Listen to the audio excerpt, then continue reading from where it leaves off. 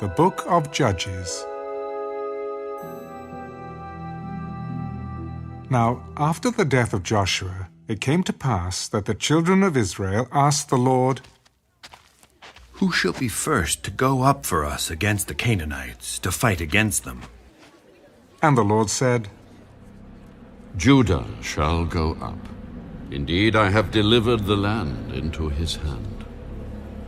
So Judah said to Simeon his brother, "Come up with me to my allotted territory, that we may fight against the Canaanites, and I will likewise go with you to your allotted territory." And Simeon went with him. Then Judah went up, and the Lord delivered the Canaanites and the Perizzites into their hand, and they killed 10,000 men at Bezek. And they found Adonai-Bezek in Bezek, and fought against him, and they defeated the Canaanites and the Perizzites. Then Adonai-Bezek fled, and they pursued him and caught him, and cut off his thumbs and big toes. And Adonai-Bezek said,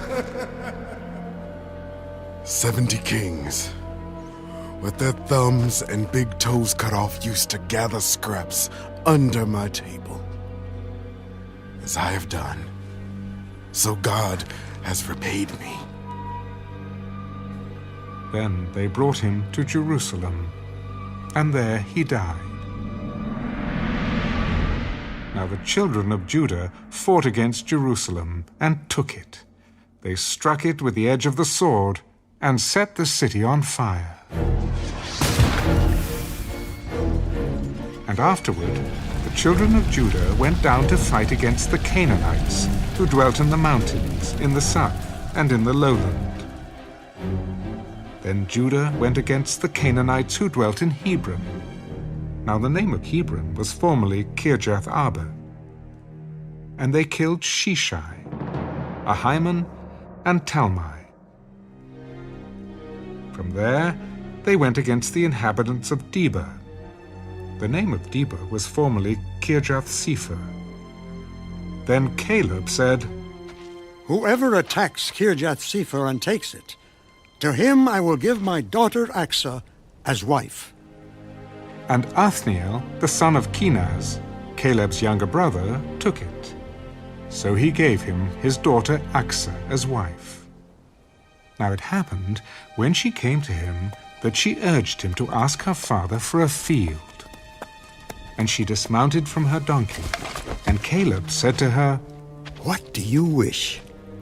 "Give me a blessing. Since you have given me land in the south, give me also springs of water." And Caleb gave her the upper springs and the lower springs. Now the children of the Kenite, Moses' father-in-law, went up from the city of palms with the children of Judah into the wilderness of Judah, which lies in the south, near Arad. And they went and dwelt among the people. And Judah went with his brother Simeon, and they attacked the Canaanites who inhabited Zephath, and utterly destroyed it. So the name of the city was called Hormah. Also Judah took Gaza with its territory, Ashkelon with its territory, and Ekron with its territory. So the Lord was with Judah. And they drove out the mountaineers, but they could not drive out the inhabitants of the lowland, because they had chariots of iron. And they gave Hebron to Caleb, as Moses had said. Then he expelled from there the 3 sons of Anak. But the children of Benjamin did not drive out the Jebusites who inhabited Jerusalem. So the Jebusites dwell with the children of Benjamin in Jerusalem to this day. And the house of Joseph also went up against Bethel, and the Lord was with them. So the house of Joseph sent men to spy out Bethel. The name of the city was formerly Luz. And when the spies saw a man coming out of the city, they said to him, "Please show us the entrance to the city, and we will show you mercy." So he showed them the entrance to the city, and they struck the city with the edge of the sword, but they let the man and all his family go. And the man went to the land of the Hittites, built a city, and called its name Luz, which is its name to this day. However, Manasseh did not drive out the inhabitants of Beth-shean and its villages, or Taanach and its villages, or the inhabitants of Dor and its villages, or the inhabitants of Ibleam and its villages, or the inhabitants of Megiddo and its villages, for the Canaanites were determined to dwell in that land. And it came to pass, when Israel was strong, that they put the Canaanites under tribute, but did not completely drive them out. Nor did Ephraim drive out the Canaanites who dwelt in Gezer, so the Canaanites dwelt in Gezer among them. Nor did Zebulun drive out the inhabitants of Kitron, or the inhabitants of Nael. So the Canaanites dwelt among them, and were put under tribute. Nor did Asher drive out the inhabitants of Akko, or the inhabitants of Sidon, or of Arlab, Aksib, Helba, Aphik, or Rehab. So the Asherites dwelt among the Canaanites, the inhabitants of the land, for they did not drive them out. Nor did Naphtali drive out the inhabitants of Beth-shemesh, or the inhabitants of Beth-anath, but they dwelt among the Canaanites, the inhabitants of the land. Nevertheless, the inhabitants of Beth-shemesh and Beth-anath were put under tribute to them. And the Amorites forced the children of Dan into the mountains, for they would not allow them to come down to the valley. And the Amorites were determined to dwell in Mount Heres, in Ajalon, and in Shealbim. Yet when the strength of the house of Joseph became greater, they were put under tribute. Now the boundary of the Amorites was from the ascent of Akrabim, from Selah, and upward.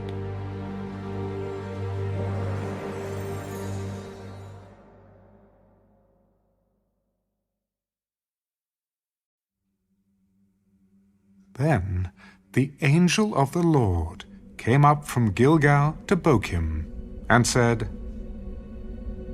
I led you up from Egypt and brought you to the land of which I swore to your fathers.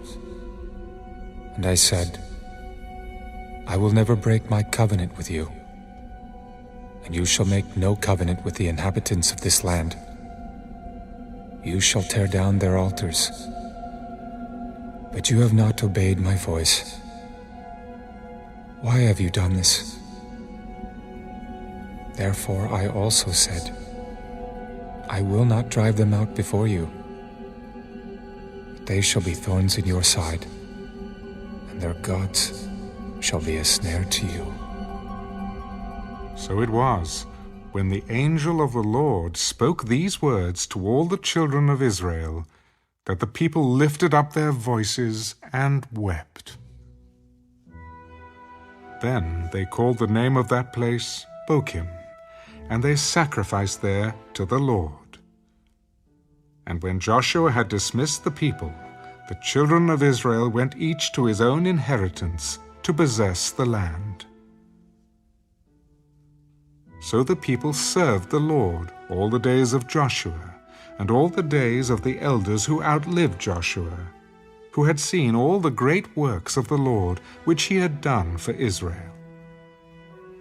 Now Joshua the son of Nun, the servant of the Lord, died when he was 110 years old. And they buried him within the border of his inheritance at Timnath-Heres, in the mountains of Ephraim, on the north side of Mount Gaash. When all that generation had been gathered to their fathers, another generation arose after them, who did not know the Lord, nor the work which he had done for Israel. Then the children of Israel did evil in the sight of the Lord, and served the Baals. and they forsook the Lord God of their fathers, who had brought them out of the land of Egypt. And they followed other gods from among the gods of the people who were all around them. And they bowed down to them, and they provoked the Lord to anger. They forsook the Lord, and served Baal and the Ashtoreths. And the anger of the Lord was hot against Israel. So he delivered them into the hands of plunderers who despoiled them. And he sold them into the hands of their enemies all around, so that they could no longer stand before their enemies. Wherever they went out, the hand of the Lord was against them for calamity, as the Lord had said, and as the Lord had sworn to them. And they were greatly distressed. Nevertheless, the Lord raised up judges, who delivered them out of the hand of those who plundered them. Yet they would not listen to their judges, but they played the harlot with other gods, and bowed down to them. They turned quickly from the way in which their fathers walked, in obeying the commandments of the Lord. They did not do so. And when the Lord raised up judges for them, the Lord was with the judge, and delivered them out of the hand of their enemies all the days of the judge. For the Lord was moved to pity by their groaning, because of those who oppressed them and harassed them. And it came to pass, when the judge was dead, that they reverted and behaved more corruptly than their fathers, by following other gods to serve them and bow down to them. They did not cease from their own doings, nor from their stubborn way. Then the anger of the Lord was hot against Israel. Because this nation has transgressed my covenant, which I commanded their fathers, and has not heeded my voice, I also will no longer drive out before them any of the nations which Joshua left when he died, so that through them I may test Israel, whether they will keep the ways of the Lord to walk in them as their fathers kept them, or not. Therefore the Lord left those nations, without driving them out immediately, nor did he deliver them into the hand of Joshua.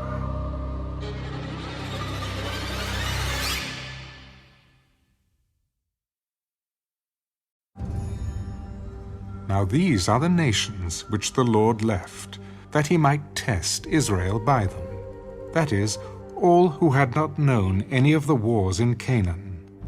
This was only so that the generations of the children of Israel might be taught to know war, at least those who had not formerly known it. Namely, 5 lords of the Philistines, all the Canaanites, the Sidonians, and the Hivites, who dwelt in Mount Lebanon, from Mount Baal-Hermon to the entrance of Hamath. And they were left, that he might test Israel by them, to know whether they would obey the commandments of the Lord, which he had commanded their fathers by the hand of Moses. Thus the children of Israel dwelt among the Canaanites, the Hittites, the Amorites, the Perizzites, the Hivites, and the Jebusites. And they took their daughters to be their wives, and gave their daughters to their sons, and they served their gods. So the children of Israel did evil in the sight of the Lord. They forgot the Lord their God, and served the Baals and Asherahs. Therefore the anger of the Lord was hot against Israel, and he sold them into the hand of Cushan-Rishathaim, king of Mesopotamia. And the children of Israel served Cushan-Rishathaim 8 years. When the children of Israel cried out to the Lord raised up a deliverer for the children of Israel, who delivered them. Othniel, the son of Kenaz, Caleb's younger brother. The Spirit of the Lord came upon him, and he judged Israel. He went out to war, and the Lord delivered Cushan-Rishathaim, king of Mesopotamia, into his hand, and his hand prevailed over Cushan-Rishathaim. So the land had rest for 40 years. Then Othniel, the son of Kenaz, died. And the children of Israel again did evil in the sight of the Lord. So the Lord strengthened Eglon, king of Moab, against Israel, because they had done evil in the sight of the Lord.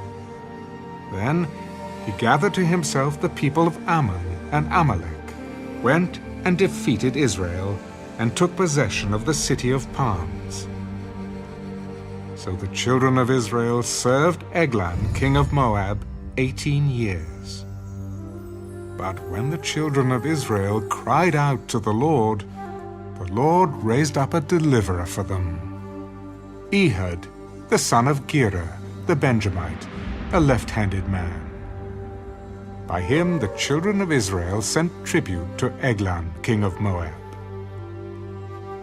Now Ehud made himself a dagger. It was double-edged and a cubit in length, and fastened it under his clothes on his right thigh. So he brought the tribute to Eglon, king of Moab. Now Eglon was a very fat man, and when he had finished presenting the tribute, he sent away the people who had carried the tribute. But he himself turned back from the stone images that were at Gilgal. I have a secret message for you, O king. Keep silence. And all who attended him went out from him. So Ehud came to him. Now he was sitting upstairs in his cool private chamber. I have a message from God for you. So he arose from his seat. Then Ehud reached with his left hand, took the dagger from his right thigh, and thrust it into his belly. Even the hilt went in after the blade, and the fat closed over the blade. For he did not draw the dagger out of his belly, and his entrails came out. Then Ehud went out through the porch and shut the doors of the upper room behind him and locked them. When he had gone out, Eglon's servants came to look, and to their surprise, the doors of the upper room were locked. So they said, "He's probably attending to his needs in the cool chamber." So they waited till they were embarrassed, and still he had not opened the doors of the upper room. Therefore they took the key and opened them. And there was their master, fallen dead on the floor.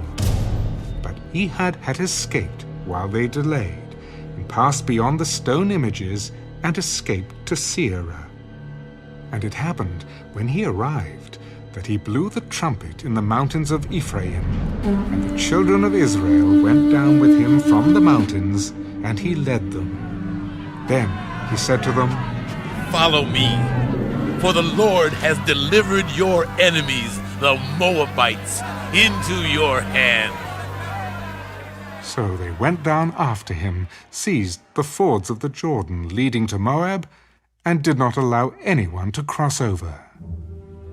And at that time they killed about 10,000 men of Moab, all stout men of valor, not a man escaped.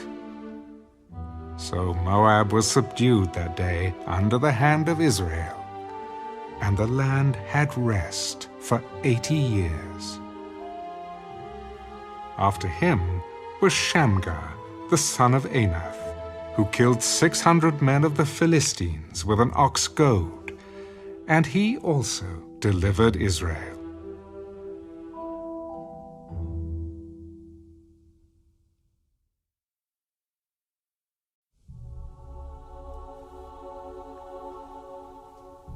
When Ehud was dead, the children of Israel again did evil in the sight of the Lord.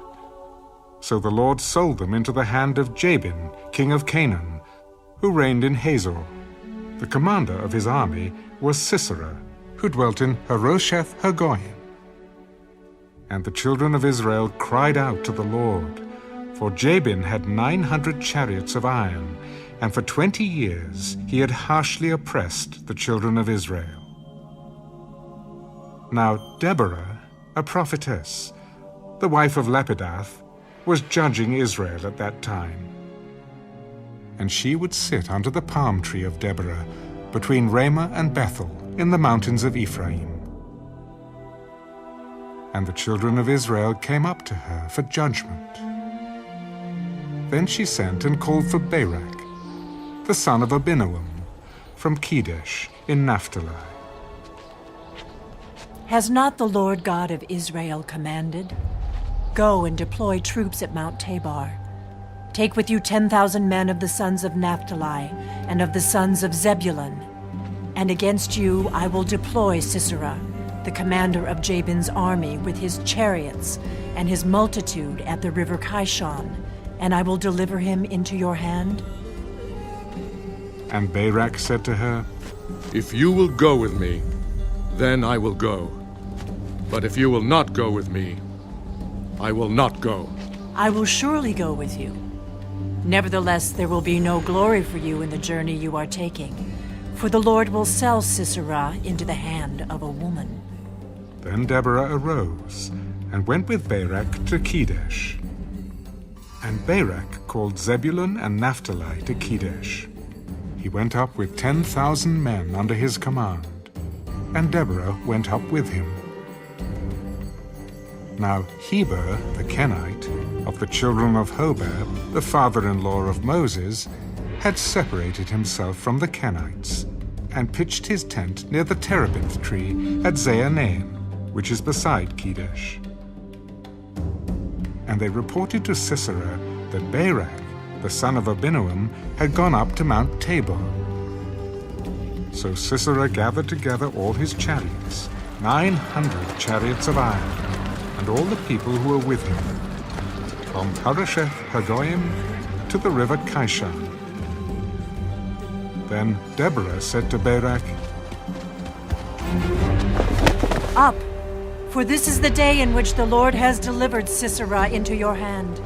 Has not the Lord gone out before you? So Barak went down from Mount Tabor with 10,000 men following him. And the Lord routed Sisera and all his chariots and all his army with the edge of the sword before Barak.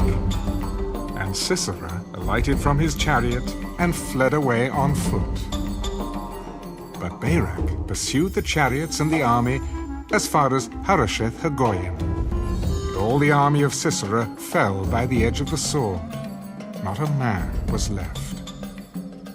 However, Sisera had fled away on foot to the tent of Jael, the wife of Heber the Kenite. For there was peace between Jabin, king of Hazor, and the house of Heber the Kenite. And Jael went out to meet Sisera, and said to him, Turn aside, my lord. Turn aside to me. Do not fear.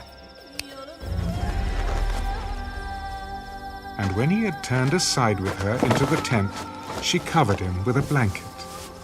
Please, give me a little water to drink, for I am thirsty. So she opened a jug of milk, gave him a drink, and covered him. Stand at the door of the tent, and if any man comes and inquires of you, and says, Is there any man here? You shall say no. Then Jael, Heber's wife, took a tent peg and took a hammer in her hand and went softly to him and drove the peg into his temple. And he went down into the ground, for he was fast asleep and weary. So he died. And then, as Barak pursued Sisera, Jael came out to meet him. Come, I will show you the man whom you seek. And when he went into her tent, there lay Sisera, dead, with the peg in his temple. So on that day God subdued Jabin, king of Canaan, in the presence of the children of Israel. And the hand of the children of Israel grew stronger and stronger against Jabin, king of Canaan, until they had destroyed Jabin, king of Canaan.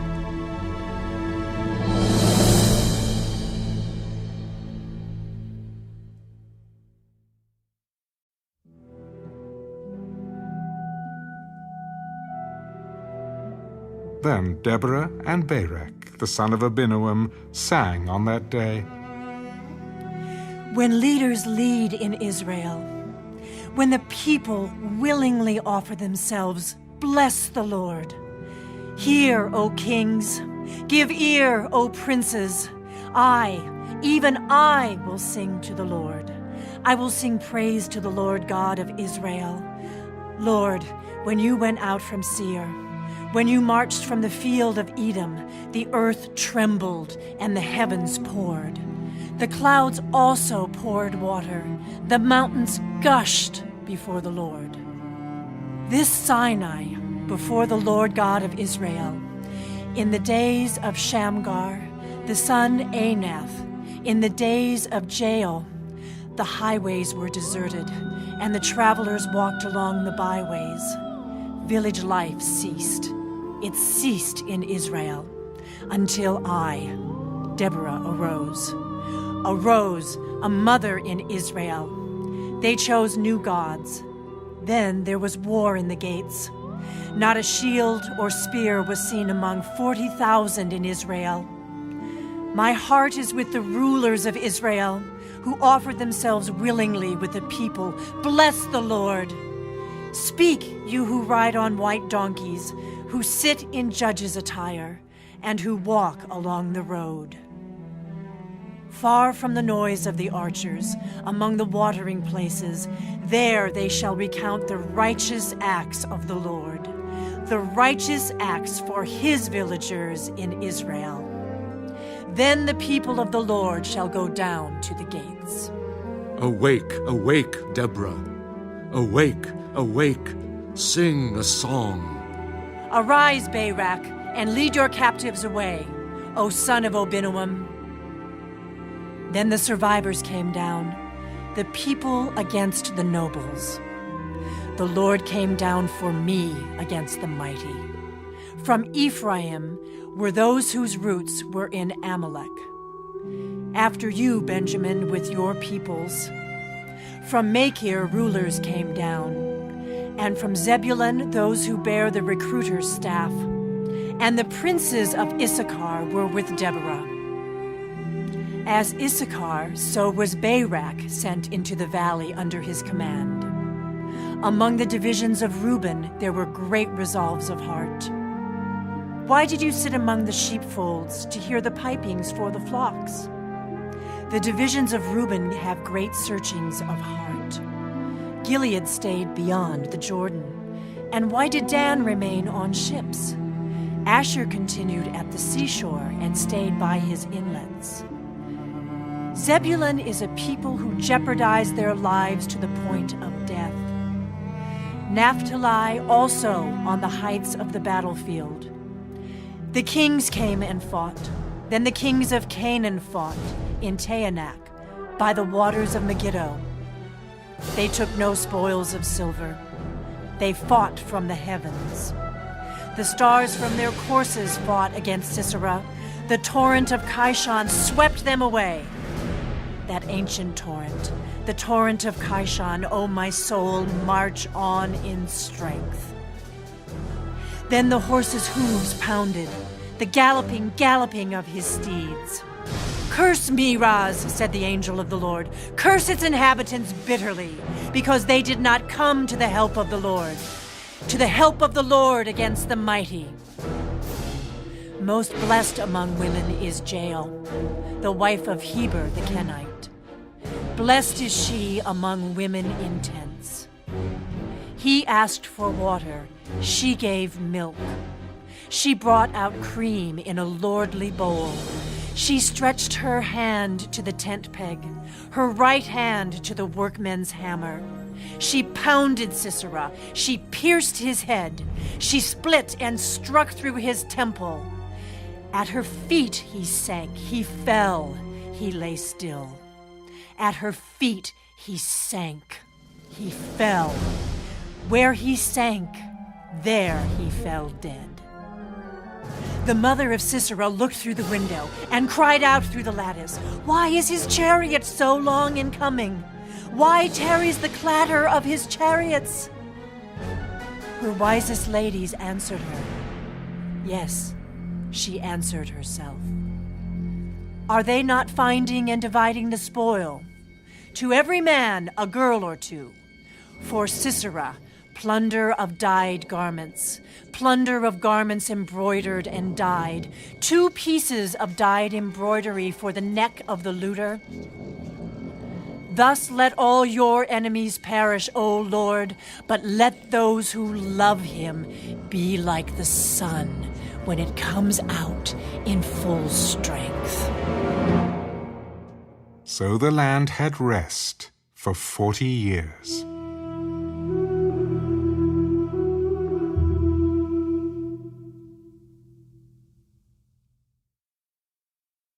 Then the children of Israel did evil in the sight of the Lord.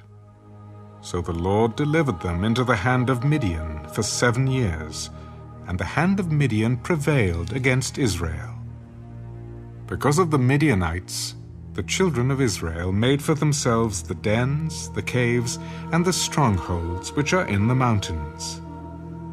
So it was, whenever Israel had sown, Midianites would come up. Also Amalekites and the people of the east would come up against them. Then they would encamp against them and destroy the produce of the earth as far as Gaza, and leave no sustenance for Israel, neither sheep nor ox nor donkey. For they would come up with their livestock and their tents, coming in as numerous as locusts. Both they and their camels were without number. And they would enter the land to destroy it. So Israel was greatly impoverished because of the Midianites, and the children of Israel cried out to the Lord. And it came to pass, when the children of Israel cried out to the Lord because of the Midianites, that the Lord sent a prophet to the children of Israel. Thus says the Lord God of Israel, I brought you up from Egypt, and brought you out of the house of bondage. And I delivered you out of the hand of the Egyptians, and out of the hand of all who oppressed you, and drove them out before you, and gave you their land. Also I said to you, I am the Lord your God. Do not fear the gods of the Amorites, in whose land you dwell. But you have not obeyed my voice. Now the angel of the Lord came and sat under the terebinth tree, which was in Ophrah, which belonged to Joash the Abiezrite, while his son Gideon threshed wheat in the winepress, in order to hide it from the Midianites. And the angel of the Lord appeared to him. The Lord is with you, you mighty man of valor. Oh, my Lord, if the Lord is with us, why then has all this happened to us? And where are all his miracles which our fathers told us about, saying, Did not the Lord bring us up from Egypt? But now the Lord has forsaken us and delivered us into the hands of the Midianites. Go in this might of yours, and you shall save Israel from the hands of the Midianites. Have I not sent you? Oh, my Lord, how can I save Israel? Indeed, my clan is the weakest in Manasseh, and I am the least in my father's house. Surely I will be with you, and you shall defeat the Midianites as one man. If now I have found favor in your sight, then show me a sign that it is you who talk with me. Do not depart from here, I pray, until I come to you and bring out my offering and set it before me. I will wait until you come back. So Gideon went in and prepared a young goat and unleavened bread from the ephah of flour. The meat he put in a basket, and he put the broth in a pot. And he brought them out to him under the terebinth tree and presented them. The angel of God said to him, "Take the meat and the unleavened bread and lay them on this rock, and pour out the broth." And he did so. Then the angel of the Lord put out the end of the staff that was in his hand and touched the meat and the unleavened bread. And fire rose out of the rock and consumed the meat and the unleavened bread. And the angel of the Lord departed out of his sight. Now Gideon perceived that he was the angel of the Lord. Alas, O Lord God, for I have seen the angel of the Lord face to face. Peace be with you. Do not fear. You shall not die. So Gideon built an altar there to the Lord and called it, "The Lord is Peace." To this day it is still in Ophrah of the Abiezrites. Now it came to pass the same night that the Lord said to him, "Take your father's young bull, the second bull of 7 years old, and tear down the altar of Baal that your father has, and cut down the wooden image that is beside it, and build an altar to the Lord your God on top of this rock in the proper arrangement. And take the second bull, and offer a burnt sacrifice with the wood of the image, which you shall cut down."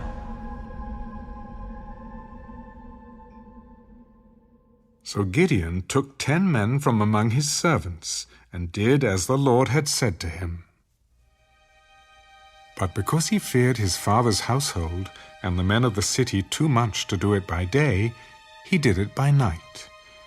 And when the men of the city arose early in the morning, there was the altar of Baal torn down, and the wooden image that was beside it was cut down, and the second bull was being offered on the altar which had been built. So they said to one another, "Who has done this thing?" And when they had inquired and asked, they said, "Gideon, the son of Joash, has done this thing." Then the men of the city said to Joash, "Bring out your son that he may die, because he has torn down the altar of Baal, and because he has cut down the wooden image that was beside it." But Joash said to all who stood against him, "Would you plead for Baal? Would you save him? Let the one who would plead for him be put to death by morning. If he is a god, let him plead for himself, because his altar has been torn down." Therefore on that day he called him Jerubbaal, saying, "Let Baal plead against him, because he has torn down his altar." Then all the Midianites and Amalekites, the people of the east, gathered together, and they crossed over and encamped in the valley of Jezreel. But the Spirit of the Lord came upon Gideon. Then he blew the trumpet, and the Abiezrites gathered behind him. And he sent messengers throughout all Manasseh, who also gathered behind him. He also sent messengers to Asher, Zebulun, and Naphtali, and they came up to meet them. So Gideon said to God, "If you will save Israel by my hand, as you have said, look, I shall put a fleece of wool on the threshing floor. If there is dew on the fleece only, and it is dry on all the ground, then I shall know that you will save Israel by my hand, as you have said." And it was so. When he rose early the next morning and squeezed the fleece together, he wrung the dew out of the fleece, a bowl full of water. Then Gideon said to God, "Do not be angry with me, but let me speak just once more. Let me test, I pray, just once more with the fleece. Let it now be dry only on the fleece, but on all the ground let there be dew." And God did so that night. It was dry on the fleece only, but there was dew on all the ground.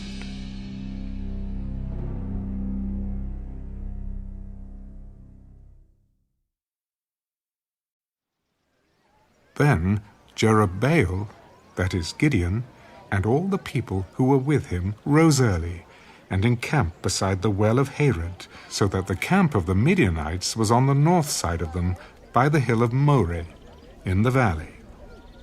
And the Lord said to Gideon, The people who are with you are too many for me to give the Midianites into their hands, lest Israel claim glory for itself against me, saying, My own hand has saved me.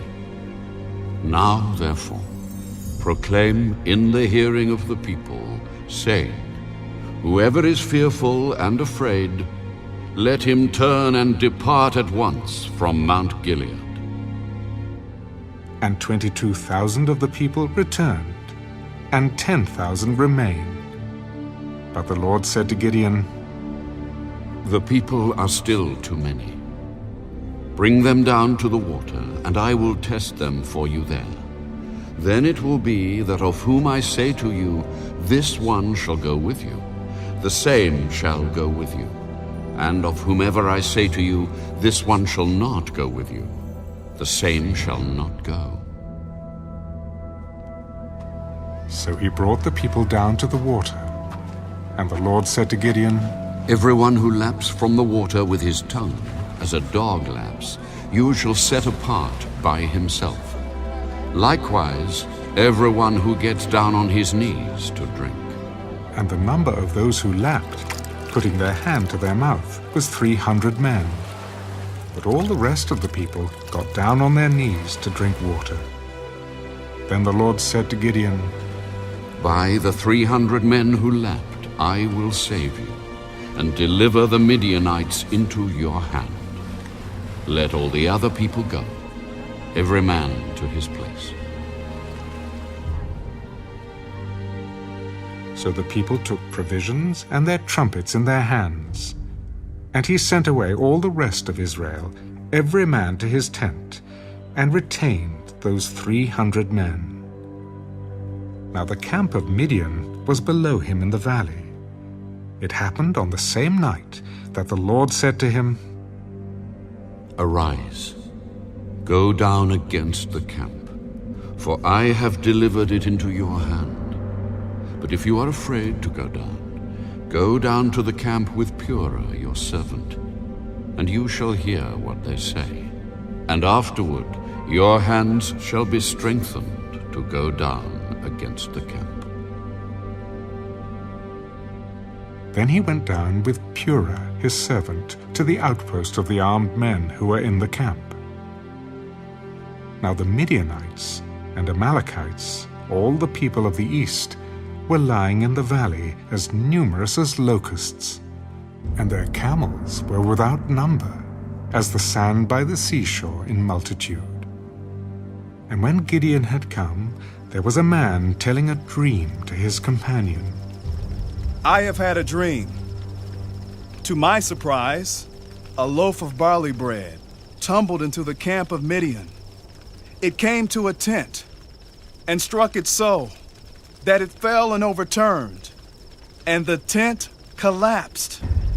This is nothing else but the sword of Gideon, the son of Joash, a man of Israel. Into his hand God has delivered Midian and the whole camp. And so it was, when Gideon heard the telling of the dream and its interpretation, that he worshipped. He returned to the camp of Israel and said, Arise, for the Lord has delivered the camp of Midian into your hand. Then he divided the 300 men into 3 companies, and he put a trumpet into every man's hand with empty pitchers and torches inside the pitchers. Look at me and do likewise. Watch, and when I come to the edge of the camp, you shall do as I do. When I blow the trumpet, I and all who are with me Then you also blow the trumpets on every side of the whole camp and say, "The sword of the Lord and of Gideon." So Gideon and the 100 men who were with him came to the outpost of the camp at the beginning of the middle watch, just as they had posted the watch. And they blew the trumpets and broke the pitchers that were in their hands. Then the 3 companies blew the trumpets and broke the pitchers. They held the torches in their left hands and the trumpets in their right hands for blowing. And they cried, "The sword of the Lord and of Gideon!" And every man stood in his place all around the camp. And the whole army ran and cried out and fled. When the 300 blew the trumpets, the Lord set every man's sword against his companion throughout the whole camp. And the army fled to Beth-Acacia, toward Zerorah, as far as the borders of Abel-Meholah, by Tabbath.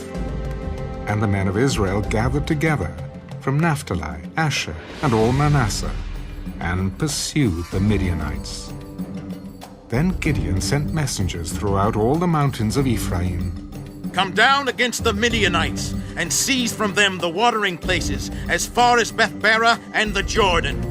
Then all the men of Ephraim gathered together and seized the watering places as far as Beth-barah and the Jordan. And they captured 2 princes of the Midianites, Oreb and Zeeb. They killed Oreb at the rock of Oreb, and Zeeb they killed at the winepress of Zeeb. They pursued Midian and brought the heads of Oreb and Zeeb to Gideon on the other side of the Jordan.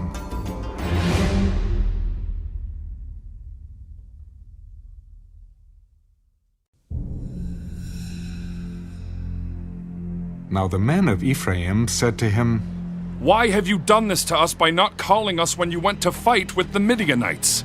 And they reprimanded him sharply. So he said to them, "What have I done now in comparison with you? Is not the gleaning of the grapes of Ephraim better than the vintage of Abiezer? God has delivered into your hands the princes of Midian, Oreb, and Zeeb, and what was I able to do in comparison with you?" Then their anger toward him subsided when he said that. When Gideon came to the Jordan, he and the 300 men who were with him crossed over, exhausted but still in pursuit. Then he said to the men of Succoth, "Please give loaves of bread to the people who follow me, for they are exhausted. And I am pursuing Zebah and Zalmunna, kings of Midian." And the leaders of Succoth said, "Are the hands of Zebah and Zalmunna now in your hand, that we should give bread to your army?" "For this cause, when the Lord has delivered Zebah and Zalmunna into my hand, then I will tear your flesh with the thorns of the wilderness and with briars." Then he went up from there to Penuel and spoke to them in the same way. And the men of Penuel answered him as the men of Succoth had answered.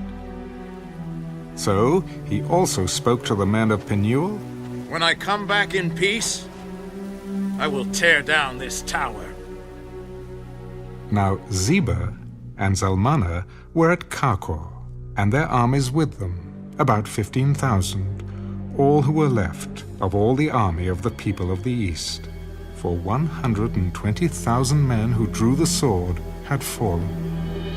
Then Gideon went up by the road of those who dwell in tents on the east of Nobah and Jogbehah, and he attacked the army while the camp felt secure.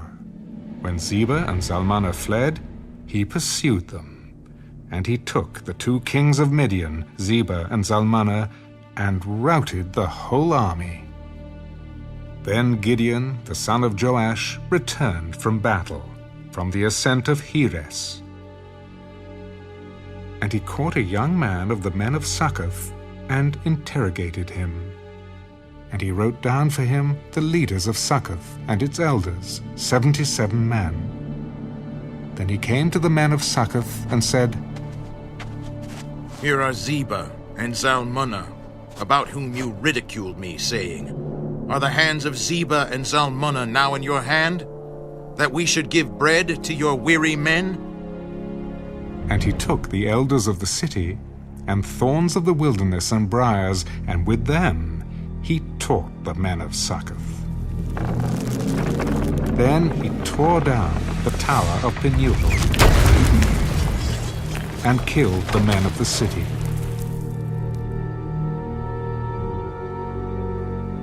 And he said to Zebah and Zalmunna, What kind of men were they whom you killed at Tabor? As you are, so were they. Each one resembled the son of a king. They were my brothers, the sons of my mother.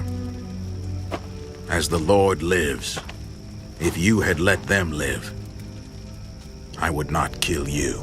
And he said to Jether, his firstborn, Rise, kill them.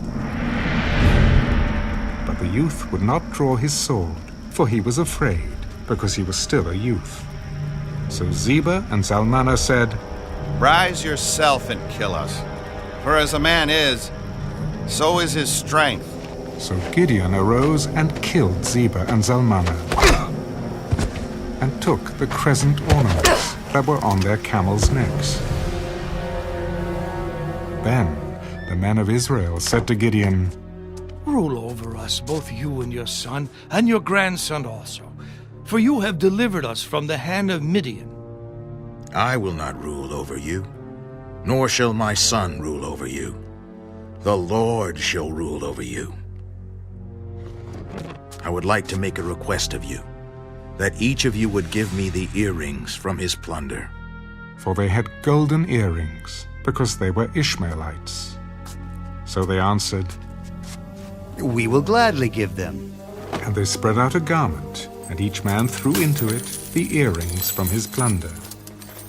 Now the weight of the gold earrings that he requested was 1,700 shekels of gold, beside the crescent ornaments, pendants, and purple robes which were on the kings of Midian, and besides the chains that were around their camels' necks.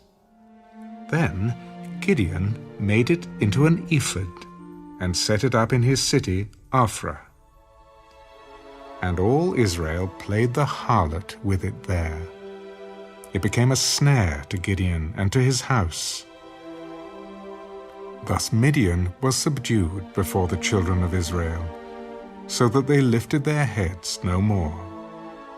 And the country was quiet for 40 years in the days of Gideon. Then Jerubbaal, the son of Joash, went and dwelt in his own house. Gideon had 70 sons, who were his own offspring, for he had many wives. And his concubine, who was in Shechem, also bore him a son, whose name he called Abimelech. Now Gideon, the son of Joash, died at a good old age, and was buried in the tomb of Joash his father, in Ophrah of the Abiezrites. So it was, as soon as Gideon was dead, that the children of Israel again played the harlot with the Baals, and made Baal-berith their god. Thus the children of Israel did not remember the Lord their God, who had delivered them from the hands of all their enemies on every side. Nor did they show kindness to the house of Jerubbaal, Gideon, in accordance with the good he had done for Israel.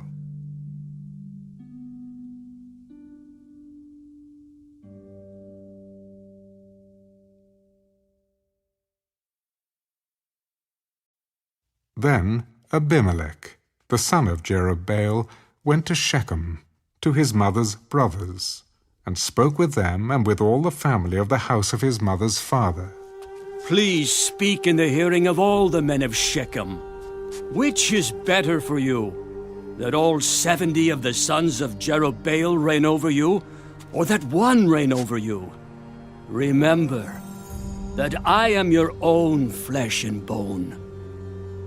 And his mother's brothers spoke all these words concerning him in the hearing of all the men of Shechem.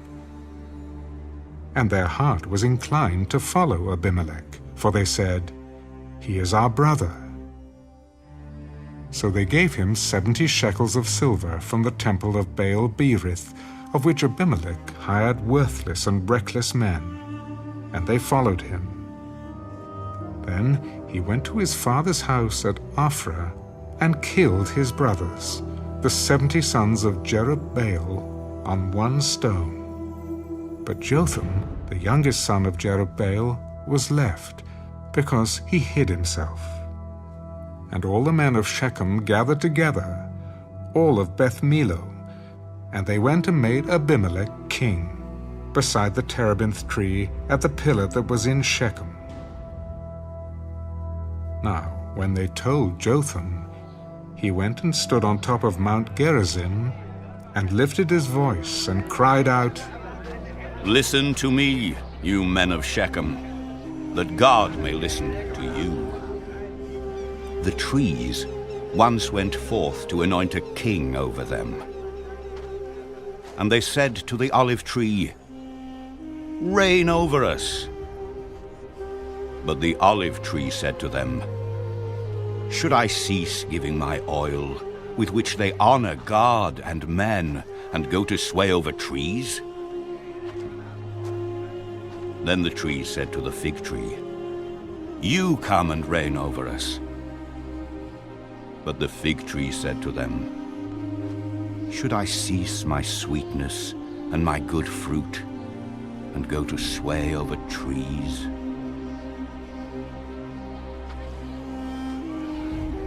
Then the trees said to the vine, You come and reign over us.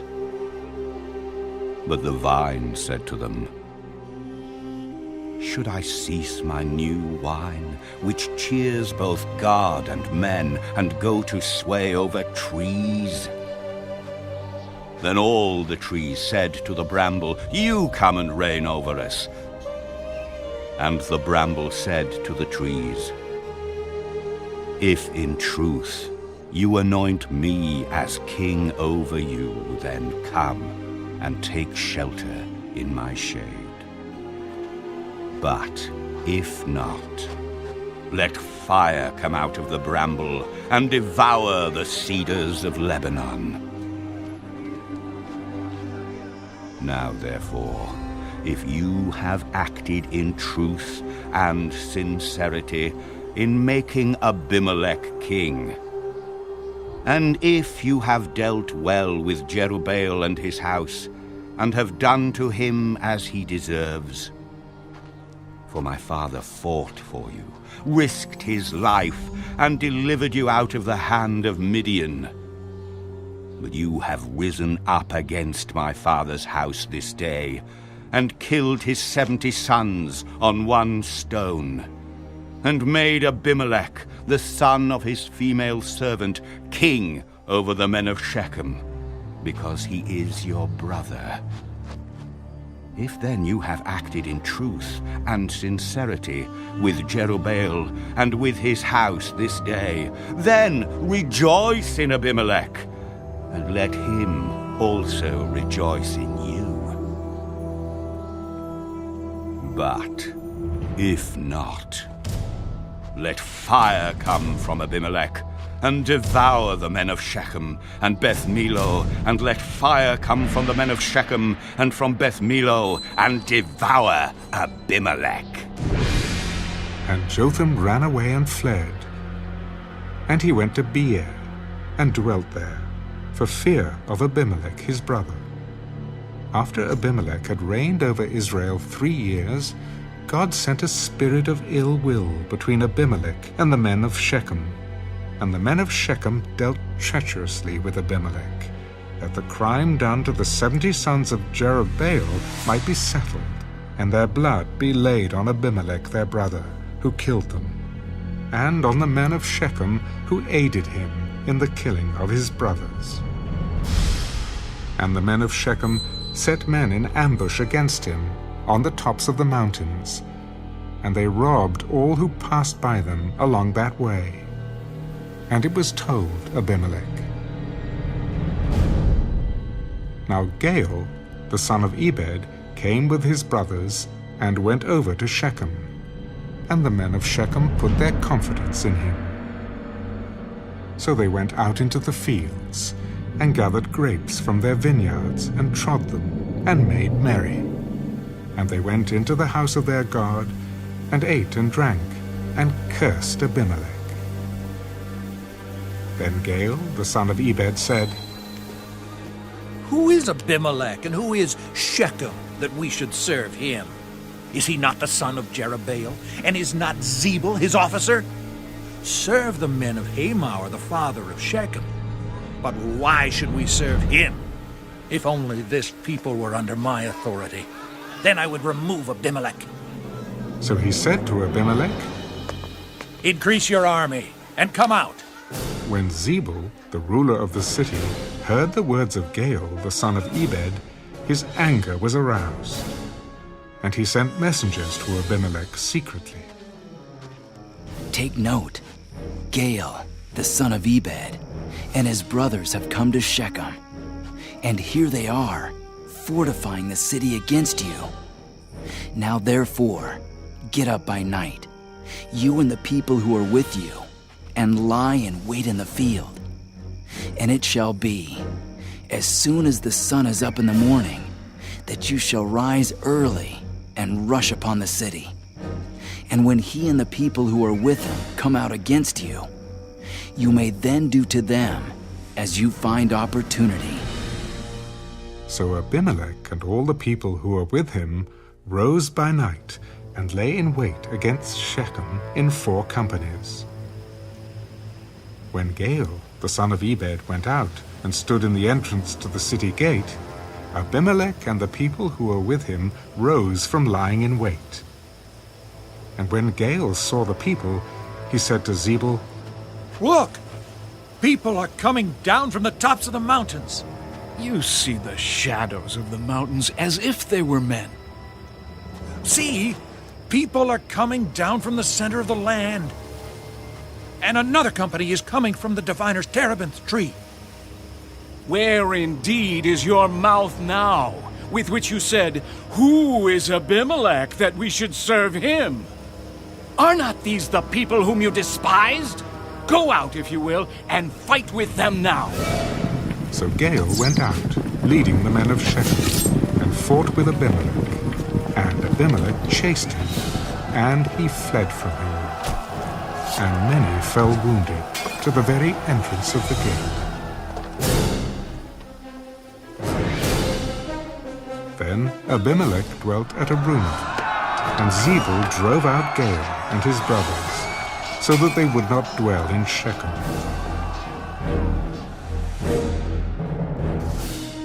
And it came about on the next day that the people went out into the field, and they told Abimelech. So he took his people, divided them into 3 companies, and lay in wait in the field. And he looked, and there were the people coming out of the city, and he rose against them and attacked them. Then Abimelech and the company that was with him rushed forward and stood at the entrance of the gate of the city. And the other 2 companies rushed upon all who were in the fields and killed them. So Abimelech fought against the city all that day. He took the city and killed the people who were in it, and he demolished the city and sowed it with salt. Now when all the men of the tower of Shechem had heard that, they entered the stronghold of the temple of the god Berith. And it was told Abimelech that all the men of the tower of Shechem were gathered together. Then Abimelech went up to Mount Zalmon, he and all the people who were with him. And Abimelech took an axe in his hand, and cut down a bough from the trees, and took it and laid it on his shoulder.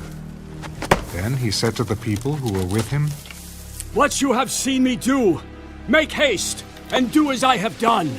So each of the people likewise cut down his own bough, and followed Abimelech, put them against the stronghold, and set the stronghold on fire above them, so that all the people of the tower of Shechem died, about 1,000 men and women.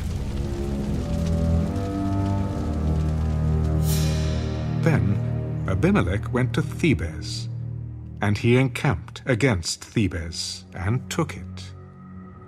But there was a strong tower in the city, and all the men and women, all the people of the city, fled there and shut themselves in. Then they went up to the top of the tower. So Abimelech came as far as the tower and fought against it. And he drew near the door of the tower to burn it with fire. But a certain woman dropped an upper millstone on Abimelech's head and crushed his skull. Then he called quickly to the young man, his armor-bearer. Draw your sword and kill me, lest men say of me, a woman killed him. So his young man thrust him through, and he died.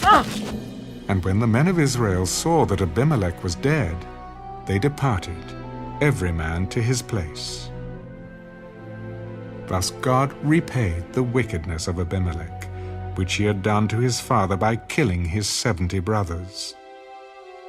And all the evil of the men of Shechem God returned on their own heads, and on them came the curse of Jotham, the son of Jerubbaal.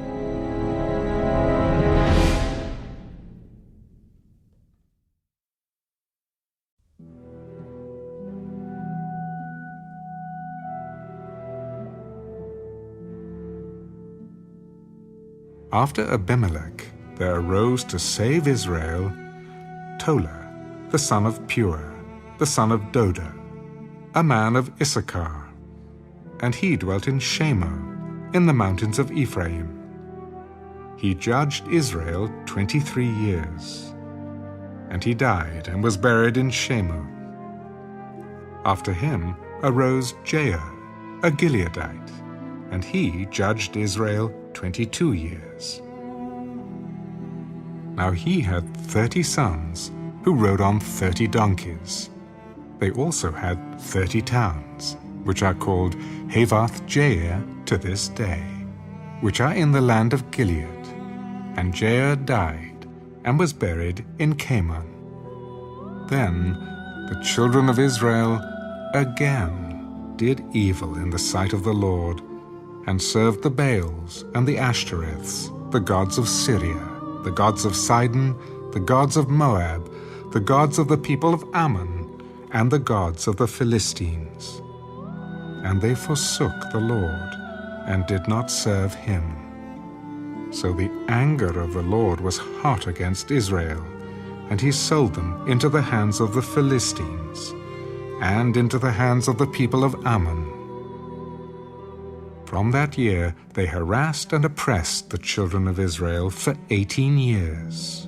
All the children of Israel who were on the other side of the Jordan, in the land of the Amorites, in Gilead.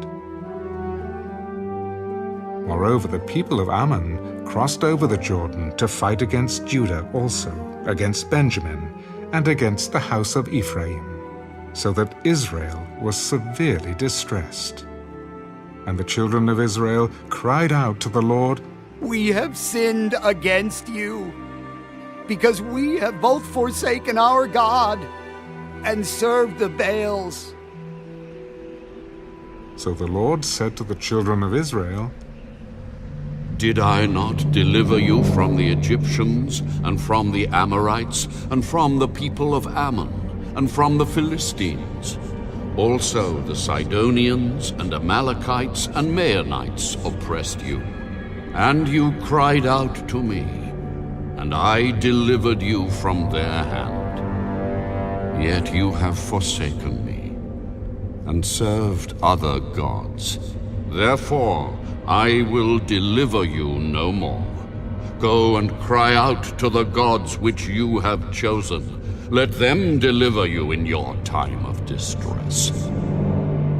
We have sinned. Do to us whatever seems best to you. Only deliver us this day, we pray. So they put away the foreign gods from among them and served the Lord. And his soul could no longer endure the misery of Israel. Then the people of Ammon gathered together and encamped in Gilead. And the children of Israel assembled together and encamped in Mizpah. And the people, the leaders of Gilead, said to one another, "Who is the man who will begin the fight against the people of Ammon? He shall be head over all the inhabitants of Gilead."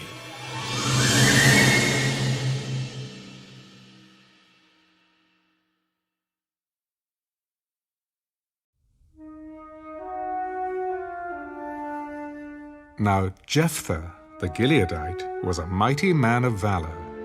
But he was the son of a harlot, and Gilead begot Jephthah. Gilead's wife bore sons, and when his wife's sons grew up, they drove Jephthah out. "You shall have no inheritance in our father's house, for you are the son of another woman." Then Jephthah fled from his brothers, and dwelt in the land of Tarb. And worthless men banded together with Jephthah, and went out raiding with him. It came to pass, after a time, that the people of Ammon made war against Israel. And so it was, when the people of Ammon made war against Israel, that the elders of Gilead went to get Jephthah from the land of Tarb. Then they said to Jephthah, "Come and be our commander, that we may fight against the people of Ammon." Did you not hate me and expel me from my father's house? Why have you come to me now when you are in distress? That is why we have turned again to you now, that you may go with us and fight against the people of Ammon, and be our head over all the inhabitants of Gilead. If you take me back home to fight against the people of Ammon, and the Lord delivers them to me, shall I be your head? The Lord will be a witness between us, if we do not do according to your words. Then Jephthah went with the elders of Gilead, and the people made him head and commander over them. And Jephthah spoke all his words before the Lord in Mizpah. Now Jephthah sent messengers to the king of the people of Ammon. "What do you have against me that you have come to fight against me in my land?" And the king of the people of Ammon answered the messengers of Jephthah, "Because Israel took away my land when they came up out of Egypt, from the Arnon as far as the Jabbok and to the Jordan. Now therefore restore those lands peaceably." So Jephthah again sent messengers to the king of the people of Ammon. "Thus says Jephthah, Israel did not take away the land of Moab, nor the land of the people of Ammon. For when Israel came up from Egypt, they walked through the wilderness as far as the Red Sea and came to Kadesh. Then Israel sent messengers to the king of Edom, saying, 'Please let me pass through your land.' But the king of Edom would not heed. And in like manner they sent to the king of Moab, but he would not consent. So Israel remained in Kadesh, and they went along through the wilderness and bypassed the land of Edom and the land of Moab, came to the east side of the land of Moab, and encamped on the other side of Arnon. But they did not enter the border of Moab, for the Arnon was the border of Moab. Then Israel sent messengers to Sihon, king of the Amorites, king of Heshbon. And Israel said to him, 'Please let us pass through your land into our place.' But Sihon did not trust Israel to pass through his territory. So Sihon gathered all his people together, encamped in Jahaz, and fought against Israel. And the Lord God of Israel delivered Sihon and all his people into the land of Israel, and they defeated them. Thus Israel gained possession of all the land of the Amorites who inhabited that country. They took possession of all the territory of the Amorites, from the Arnon to the Jabbok, and from the wilderness to the Jordan. And now the Lord God of Israel has dispossessed the Amorites from before his people Israel. Should you then possess it? Will you not possess whatever Chemosh, your God, gives you to possess? So whatever the Lord our God takes possession of before us, we will possess. And now, are you any better than Balak, the son of Zippor, king of Moab? Did he ever strive against Israel? Did he ever fight against them? While Israel dwelt in Heshbon and its villages, in Aroer and its villages, and in all the cities along the banks of the Arnon. For 300 years, why did you not recover them within that time? Therefore, I have not sinned against you, but you wronged me by fighting against me. May the Lord, the judge, render judgment this day between the children of Israel and the people of Ammon. However, the king of the people of Ammon did not heed the words which Jephthah sent him. Then the Spirit of the Lord came upon Jephthah, and he passed through Gilead and Manasseh, and passed through Mizpah of Gilead, and from Mizpah of Gilead he advanced toward the people of Ammon. And Jephthah made a vow to the Lord. If you will indeed deliver the people of Ammon into my hands, then it will be that whatever comes out of the doors of my house to meet me when I return in peace from the people of Ammon shall surely be the Lord's, and I will offer it up as a burnt offering. So Jephthah advanced toward the people of Ammon to fight against them, and the Lord delivered them into his hands. And he defeated them from Aroer as far as Minnith, 20 cities, and to Abel-keramim with a very great slaughter. Thus the people of Ammon were subdued before the children of Israel. When Jephthah came to his house at Mizpah, there was his daughter coming out to meet him with timbrels and dancing, and she was his only child. Besides her, he had neither son nor daughter.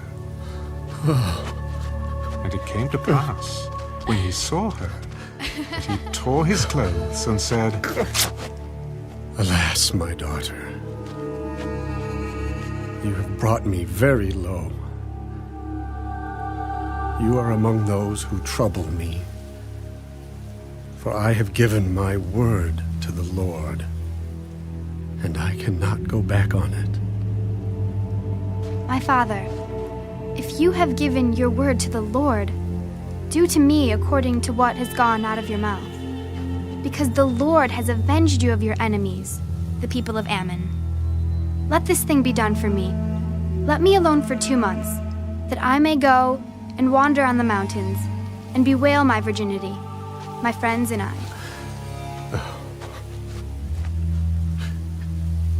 Go.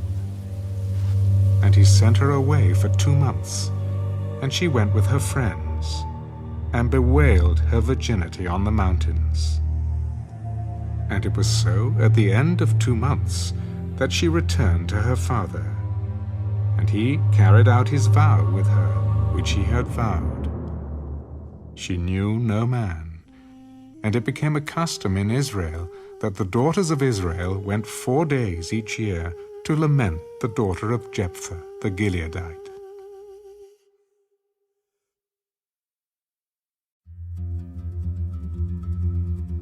Then the men of Ephraim gathered together, crossed over toward Zaphon, and said to Jephthah, Why did you cross over to fight against the people of Ammon and did not call us to go with you?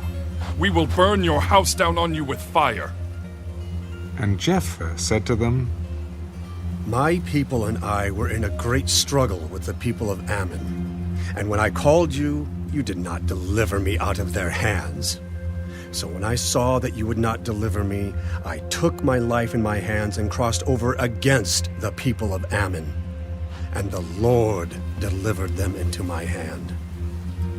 Why then have you come up to me this day to fight against me? Now Jephthah gathered together all the men of Gilead and fought against Ephraim. And the men of Gilead defeated Ephraim, because they said, You Gileadites are fugitives of Ephraim, among the Ephraimites and among the Manassites. The Gileadites seized the fords of the Jordan, before the Ephraimites arrived. And when any Ephraimite who escaped said, "Let me cross over," the men of Gilead would say to him, "Are you an Ephraimite?" If he said no, then they would say to him, "Then say Shibboleth." And he would say Sibboleth, for he could not pronounce it right. Then they would take him and kill him at the fords of the Jordan. There fell at that time 42,000 Ephraimites. And Jephthah judged Israel 6 years. Then Jephthah the Gileadite died, and was buried in among the cities of Gilead.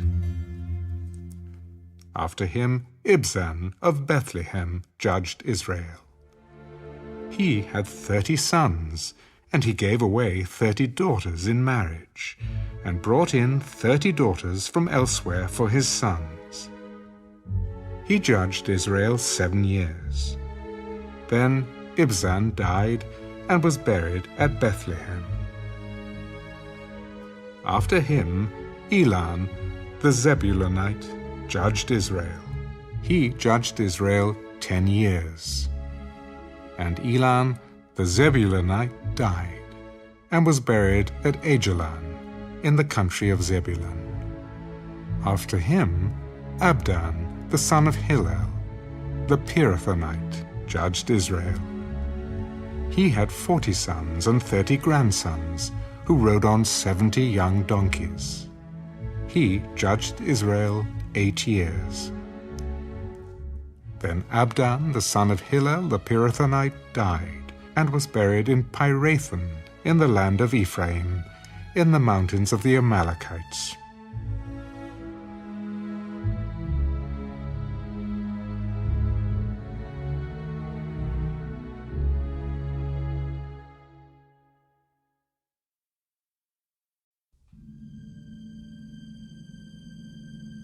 Again, the children of Israel did evil in the sight of the Lord, and the Lord delivered them into the hand of the Philistines for 40 years. Now there was a certain man from Zorah, of the family of the Danites, whose name was Manoah, and his wife was barren, and had no children. And the angel of the Lord appeared to the woman and said to her,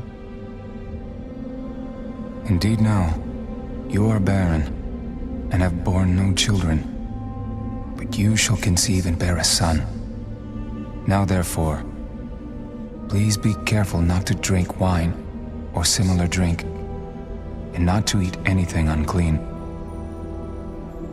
For behold, you shall conceive and bear a son, and no razor shall come upon his head. For the child should be a Nazirite to God from the womb, and he shall begin to deliver Israel out of the hand of the Philistines."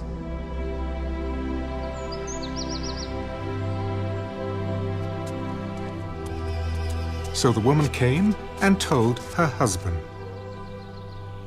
"A man of God came to me, and his countenance was like the countenance of the angel of God.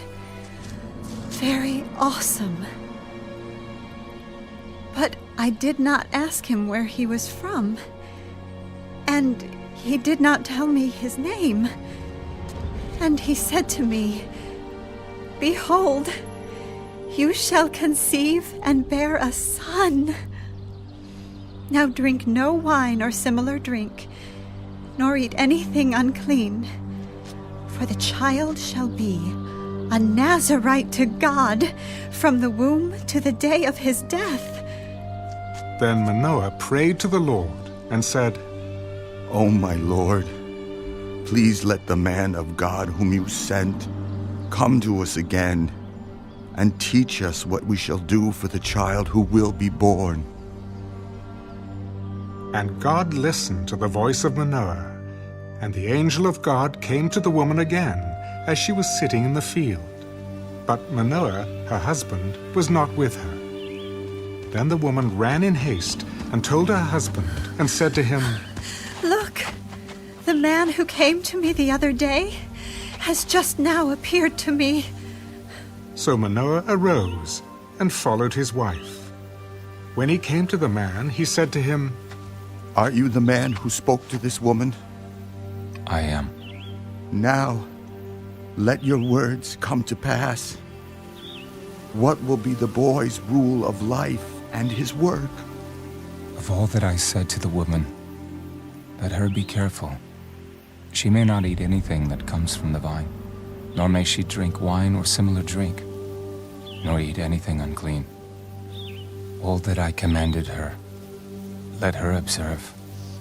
Please let us detain you, and we will prepare a young goat for you. Though you detain me, I will not eat your food. But if you offer a burnt offering, you must offer it to the Lord. For Manoah did not know he was the angel of the Lord. Then Manoah said to the angel of the Lord, "What is your name? That when your words come to pass, we may honor you." Why do you ask my name? Seeing it is wonderful. So Manoah took the young goat with the grain offering and offered it upon the rock to the Lord. And he did a wondrous thing while Manoah and his wife looked on. It happened, as the flame went up toward heaven from the altar, the angel of the Lord ascended in the flame of the altar. When Manoah and his wife saw this, they fell on their faces to the ground. When the angel of the Lord appeared no more to Manoah and his wife, then Manoah knew that he was the angel of the Lord. And Manoah said to his wife, "We shall surely die, because we have seen God." If the Lord had desired to kill us, he would not have accepted a burnt offering and a grain offering from our hands. Nor would he have shown us all these things. Nor would he have told us such things as these at this time. So the woman bore a son and called his name Samson. And the child grew, and the Lord blessed him. And the Spirit of the Lord began to move upon him at Mahaneh Dan, between Zorah and Eshtaol.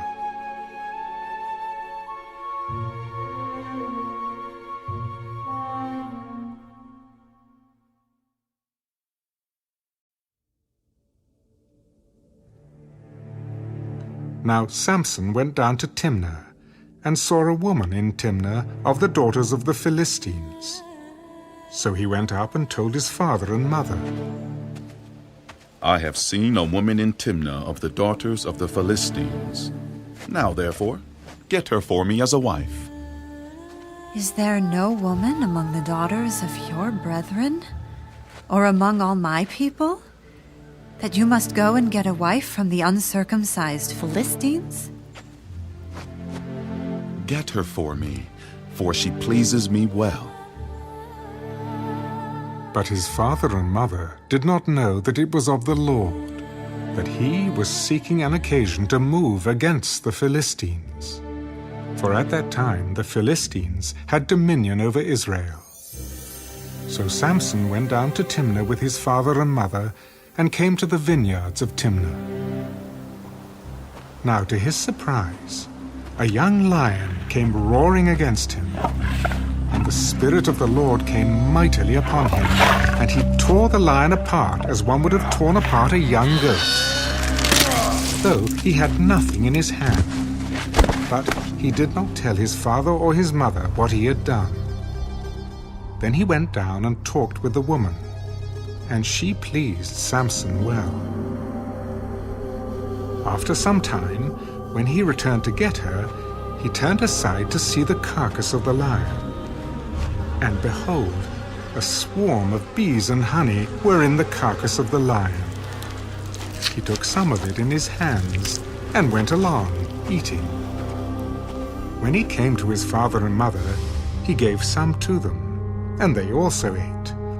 But he did not tell them that he had taken the honey out of the carcass of the lion. So his father went down to the woman, and Samson gave a feast there, for young men used to do so. And it happened, when they saw him, that they brought 30 companions to be with him. Then Samson said to them, Let me pose a riddle to you. If you can correctly solve and explain it to me within the 7 days of the feast, then I will give you 30 linen garments and 30 changes of clothing. But if you cannot explain it to me, then you shall give me 30 linen garments and 30 changes of clothing. Pose your riddle, that we may hear it.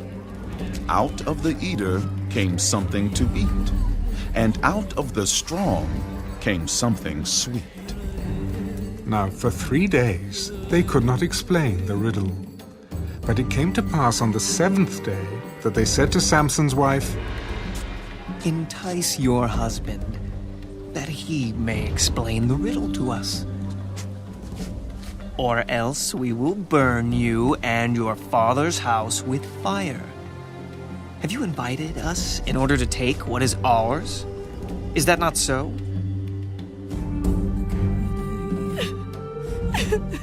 Then Samson's wife wept on him. You only hate me. You do not love me. You have posed a riddle to the sons of my people, but you have not explained it to me. Look, I have not explained it to my father or my mother. So should I explain it to you? Now she had wept on him the 7 days while their feast lasted. And it happened on the 7th day that he told her, because she pressed him so much. Then she explained the riddle to the sons of her people. So the men of the city said to him on the 7th day, before the sun went down, What is sweeter than honey, and what is stronger than a lion? And he said to them, If you had not plowed with my heifer, you would have not solved my riddle.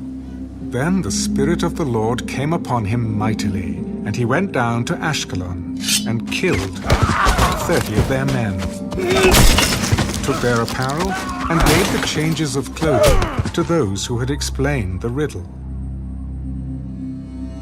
So his anger was aroused, and he went back up to his father's house.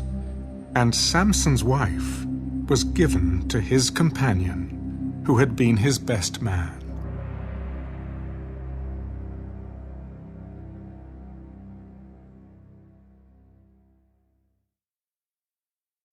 After a while, in the time of wheat harvest, it happened that Samson visited his wife with a young goat. Let me go into my wife, into her room. But her father would not permit him to go in. I really thought that you thoroughly hated her. Therefore, I gave her to your companion. Is not her younger sister better than she? Please, take her instead. This time I shall be blameless regarding the Philistines if I harm them. Then Samson went and caught 300 foxes, and he took torches, turned the fox's tail to tail, and put a torch between each pair of tails. When he had set the torches on fire, he let the foxes go into the standing grain of the Philistines, and burned up both the shocks and the standing grain, as well as the vineyards and olive groves. Then the Philistines said, Who has done this? Samson, the son-in-law of the Timnite, because he has taken his wife and given her to his companion. So the Philistines came up and burned her and her father with fire. Samson said to them, Since you would do a thing like this, I will surely take revenge on you. And after that, I will cease. So he attacked them, hip and thigh, with a great slaughter. Then he went down and dwelt in the cleft of the rock of Etam. Now the Philistines went up, encamped in Judah, and deployed themselves against Lehi. And the men of Judah said, Why have you come up against us?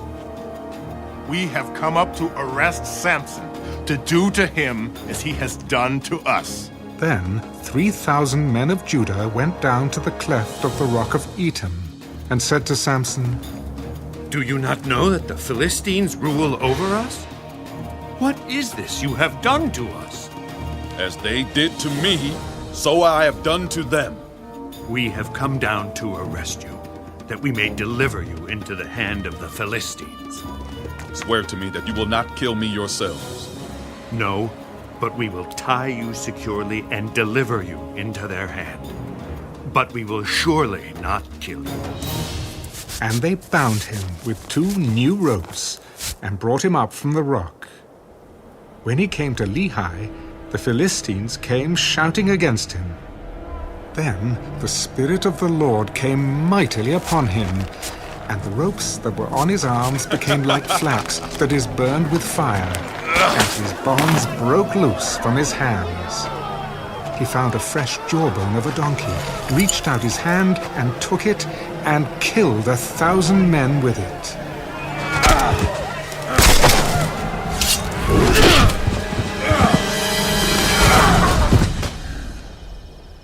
Then Samson said, With the jawbone of a donkey, heaps upon heaps. With the jawbone of a donkey, I have slain 1,000 men.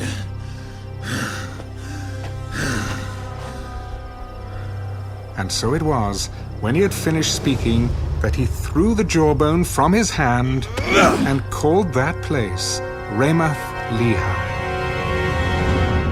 Then he became very thirsty. So he cried out to the Lord and said, You have given this great deliverance by the hand of your servant. And now shall I die of thirst and fall into the hand of the uncircumcised? So God split the hollow place that is in Lehi, and water came out, and he drank.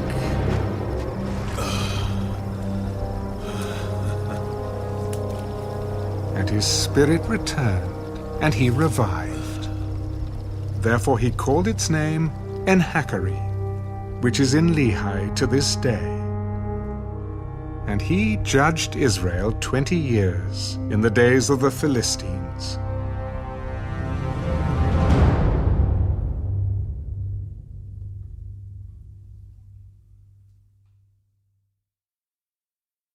Now Samson went to Gaza, and saw a harlot there, and went into her. When the Gazites were told, Samson has come here, they surrounded the place, and lay in wait for him all night at the gate of the city. They were quiet all night. In the morning, when it is daylight, we will kill him. And Samson lay low till midnight. Then he arose at midnight, took hold of the doors of the gate of the city and the 2 gateposts, pulled them up, bar and all, put them on his shoulders, and carried them to the top of the hill that faces Hebron. Afterward, it happened that he loved a woman in the valley of Sorek, whose name was Delilah. And the lords of the Philistines came up to her and said to her, Entice him, and find out where his great strength lies, and by what means we may overpower him, that we may bind him to afflict him. And every one of us will give you 1,100 pieces of silver. So Delilah said to Samson, Please, tell me where your great strength lies, and with what you may be bound to afflict you. If they bind me with 7 fresh bowstrings, not yet dried, then I shall become weak, and be like any other man. So the lords of the Philistines brought up to her 7 fresh bowstrings, not yet dried, and she bound him with them. Now men were lying in wait, staying with her in the room, and she said to him, The Philistines are upon you, Samson. But he broke the bowstrings as a strand of yarn breaks when it touches fire. So the secret of his strength was not known. Look, you have mocked me and told me lies. Now, please, tell me what you may be bound with. If they bind me securely with new ropes that have never been used, then I shall become weak and be like any other man. Therefore Delilah took new ropes and bound him with them, and said to him, The Philistines are upon you, Samson. And men were lying in wait, staying in the room. But he broke them off his arms like a thread. Until now you have mocked me and told me lies. Tell me what you may be bound with. If you weave the 7 locks of my head into the web of the loom. So she wove it tightly with the batten of the loom, and said to him, The Philistines are upon you, Samson. But he awoke from his sleep, and pulled out the batten and the web from the loom. How can you say, I love you, when your heart is not with me? You have mocked me these 3 times and have not told me where your great strength lies. And it came to pass, when she pestered him daily with her words, and pressed him, so that his soul was vexed to death, that he told her all his heart. No razor has ever come upon my head, for I have been a Nazirite to God from my mother's womb. If I am shaven, then my strength will leave me, and I shall become weak, and be like any other man.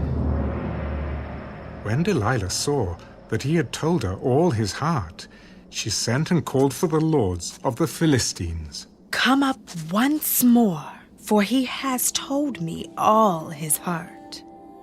So the lords of the Philistines came up to her and brought the money in their hand. Then she lulled him to sleep on her knees, and called for a man, and had him shave off the 7 locks of his head. Then she began to torment him, and his strength left him. The Philistines are upon you, Samson. So he awoke from his sleep. I'll go out as before at other times and shake myself free. But he did not know that the Lord had departed from him. Then the Philistines took him and put out his eyes, and brought him down to Gaza. They bound him with bronze fetters, and he became a grinder in the prison. However, the hair of his head began to grow again after it had been shaven. Now the lords of the Philistines gathered together to offer a great sacrifice to Dagon their god, and to rejoice. Our God has delivered into our hands Samson, our enemy. When the people saw him, they praised their God, for they said, Our God has delivered into our hands our enemy, the destroyer of our land, and the one who multiplied our dead. So it happened, when their hearts were merry, that they said, Call for Samson, that he may perform for us. So they called for Samson from the prison, and he performed for them. And they stationed him between the pillars.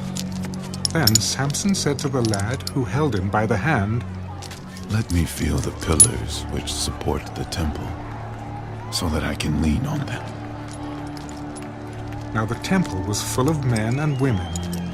All the lords of the Philistines were there, about 3,000 men and women on the roof, watching while Samson performed.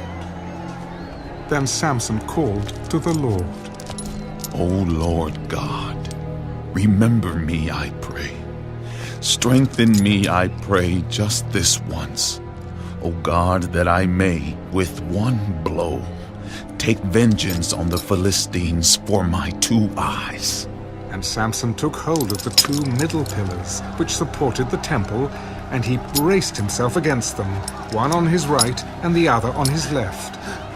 Let me die with the Philistines! And he pushed with all his might.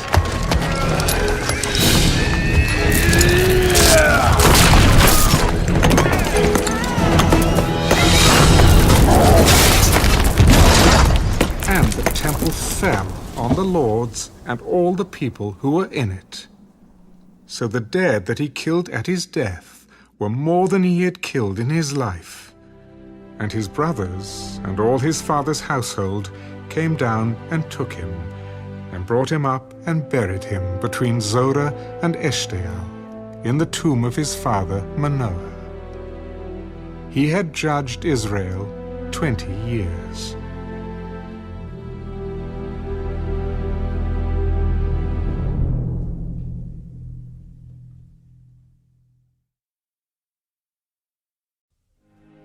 Now there was a man from the mountains of Ephraim, whose name was Micah. And he said to his mother, "The 1,100 shekels of silver that were taken from you, and on which you put a curse, even saying it in my ears. Here is the silver with me. I took it." And his mother said, "May you be blessed by the Lord, my son." So when he had returned the 1,100 shekels of silver to his mother said, "I had wholly dedicated the silver from my hand to the Lord for my son, to make a carved image and a molded image. Now, therefore, I will return it to you." Thus he returned the silver to his mother. Then his mother took 200 shekels of silver and gave them to the silversmith, and he made it into a carved image and a molded image, and they were in the house of Micah. The man Micah had a shrine, and made an ephod and household idols, and he consecrated one of his sons, who became his priest. In those days there was no king in Israel. Everyone did what was right in his own eyes. Now there was a young man from Bethlehem in Judah, of the family of Judah. He was a Levite, and was staying there. The man departed from the city of Bethlehem in Judah to stay wherever he could find a place. Then he came to the mountains of Ephraim, to the house of Micah, as he journeyed. And Micah said to him, "Where do you come from?" "I am a Levite from Bethlehem in Judah, and I am on my way to find a place to stay." "Dwell with me, and be a father and a priest to me, and I will give you 10 shekels of silver per year, a suit of clothes, and your sustenance." So the Levite went in. Then the Levite was content to dwell with the man, and the young man became like one of his sons to him. So Micah consecrated the Levite, and the young man became his priest and lived in the house of Micah. Then Micah said, "Now I know that the Lord will be good to me, since I have a Levite as priest."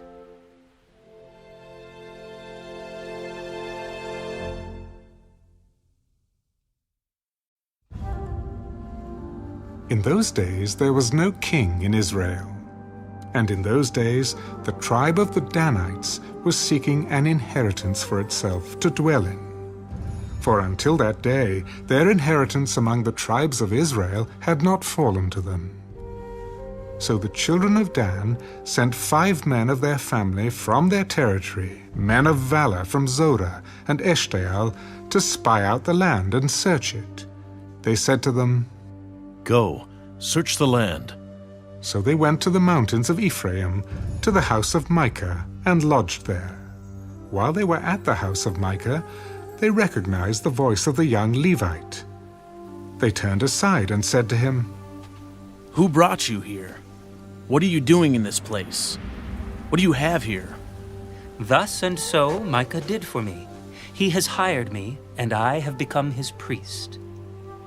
Well, please inquire of God that we may know whether the journey on which we will go will be prosperous. Go in peace. The presence of the Lord will be with you on your way. So the 5 men departed and went to Laish. They saw the people who were there, how they dwelt safely, in the manner of the Sidonians, quiet and secure. There were no rulers in the land who might put them to shame for anything. They were far from the Sidonians, and they had no ties with anyone. Then the spies came back to their brethren at Zorah and Eshtaol, and their brethren said to them, "What is your report?" "Arise, let us go up against them, for we have seen the land, and indeed it is very good. Would you do nothing?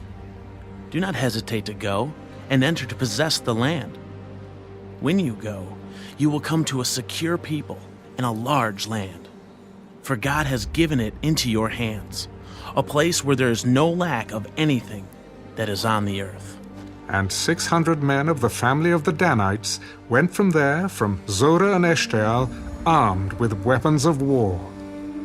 Then they went up and encamped at Kirjath-jearim in Judah. Therefore they call that place Mahaneh-dan to this day.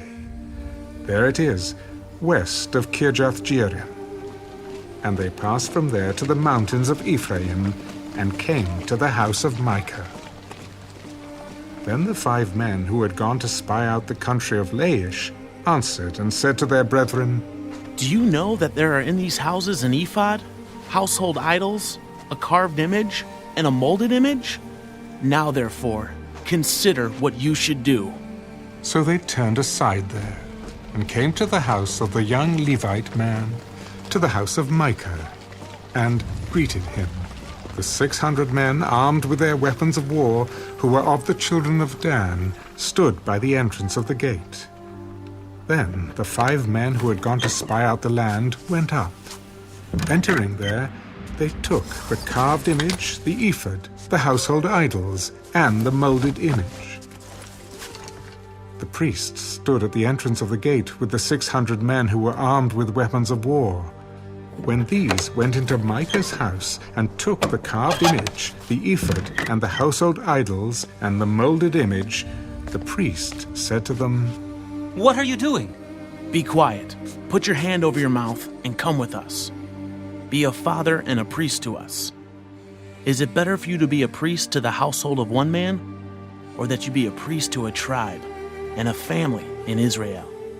So the priest's heart was glad, and he took the ephod, the household idols, and the carved image, and took his place among the people.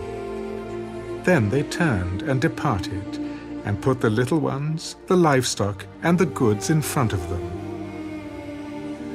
When they were a good way from the house of Micah, the men who were in the houses near Micah's house gathered together and overtook the children of Dan. And they called out to the children of Dan. So they turned around and said to Micah, "What ails you, that you have gathered such a company?" "You have taken away my gods, which I made, and the priest, and you have gone away. Now what more do I have?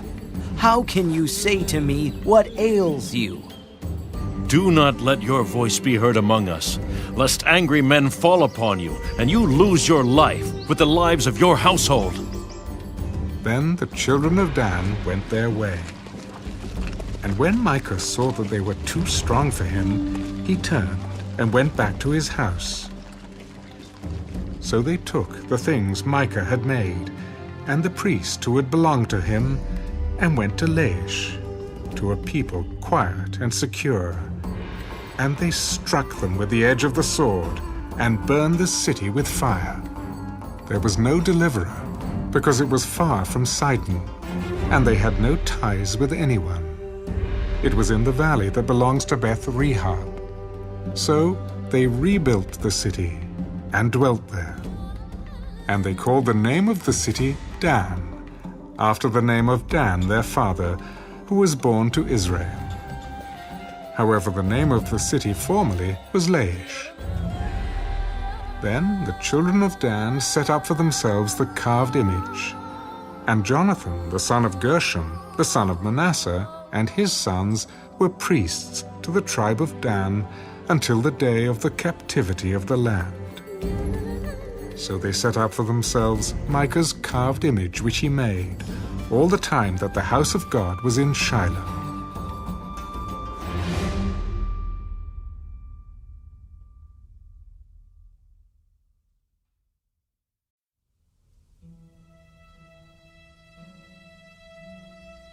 And it came to pass in those days, when there was no king in Israel, that there was a certain Levite staying in the remote mountains of Ephraim. He took for himself a concubine from Bethlehem in Judah. But his concubine played the harlot against him, and went away from him to her father's house at Bethlehem in Judah, and was there 4 whole months. Then her husband arose and went after her, to speak kindly to her and bring her back, having his servant and a couple of donkeys with him. So she brought him into her father's house, and when the father of the young woman saw him, he was glad to meet him. Now his father-in-law, the young woman's father, detained him, and he stayed with him 3 days. So they ate and drank and lodged there. Then it came to pass on the 4th day that they arose early in the morning, and he stood to depart. But the young woman's father said to his son-in-law, Refresh your heart with a morsel of bread, and afterward go your way.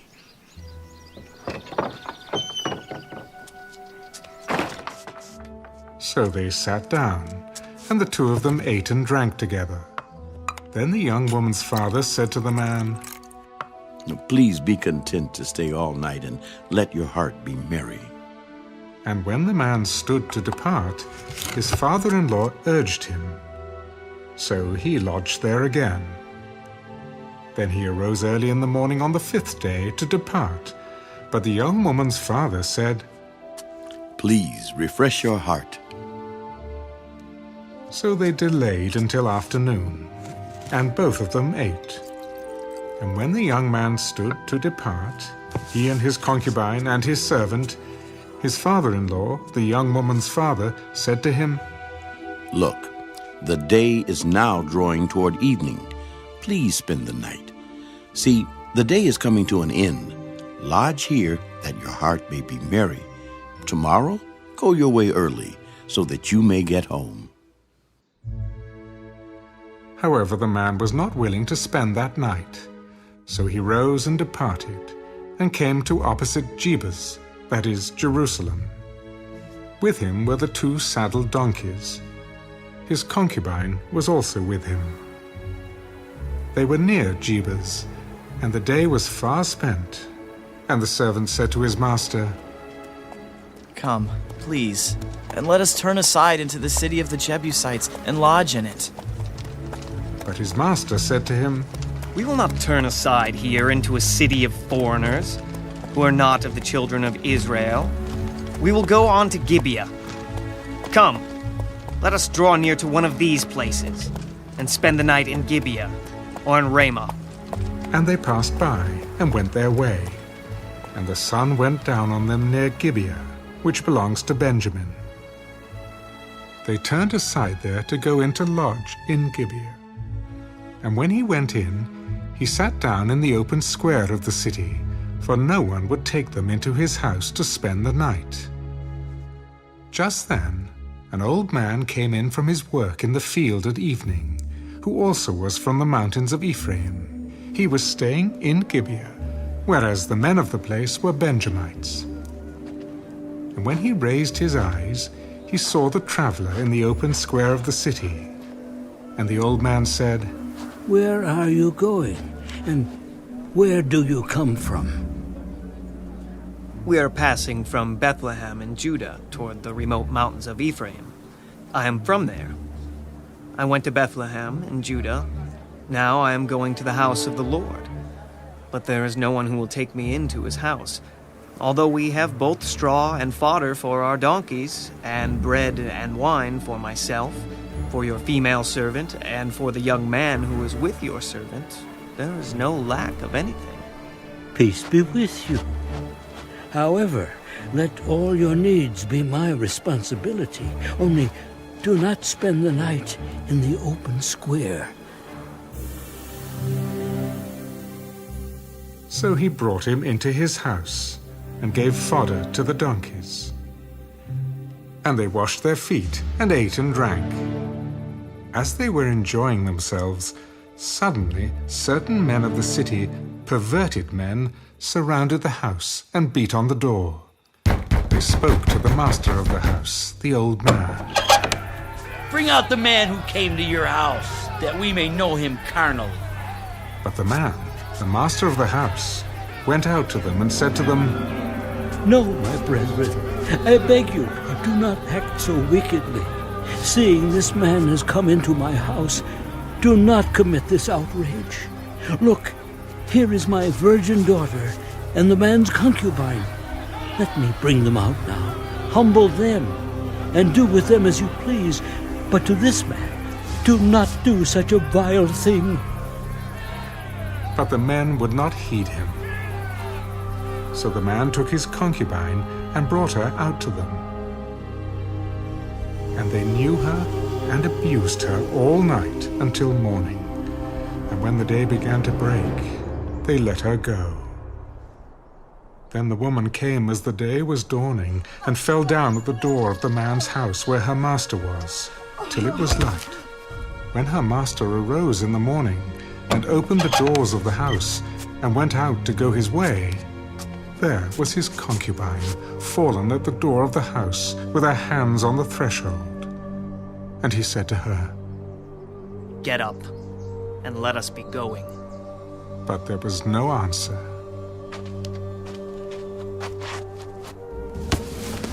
So the man lifted her onto the donkey. And the man got up and went to his place. When he entered his house, he took a knife, laid hold of his concubine, and divided her into 12 pieces, limb by limb, and sent her throughout all the territory of Israel.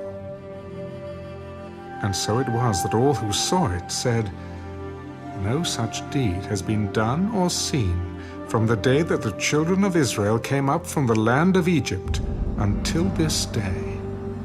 Consider it, confer, and speak up.